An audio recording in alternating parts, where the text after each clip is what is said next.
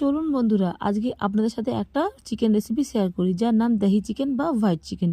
তো 500 গ্রাম মাংসের সাথে লাগছে 250 গ্রাম দই, আর কাঁচা লঙ্কা, পেঁয়াজ কোচানো, আর রসুন বাটাও করতে পারেন বা কুচিয়েও নিতে পারেন। আর লাগছে গোলমরিচ গুঁড়ো আর কসুরি মেথি। তো এখানে সব কিছু দিয়ে আর কি চিকেনে ম্যারিনেট করেছি। তারপর সব কিছু মানে পেঁয়াজটা আর রসুনটা বাদ দিয়ে, তারপরে পেঁয়াজ আর কাঁচা লঙ্কা দিয়ে একটু হালকা ভাজা ভাজা করেছি, লাল লাল হবে না কিন্তু, ভাজা ভাজা করে নিলাম।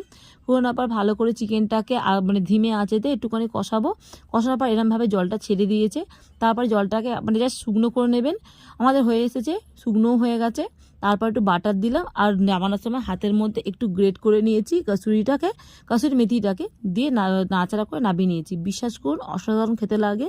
আমি খুবই তাড়াতাড়িতে বললাম, জানি না আপনারা বুঝতে পারলেন কি না। এই দেখুন মাংসটা কত সুন্দর সফট হচ্ছে দেখবেন, পুরো যেমন সেই মাছ মানে হাতে নিলে যেমন নরম হয়ে যায়, দেখুন পুরো মাছের মতো আর কি।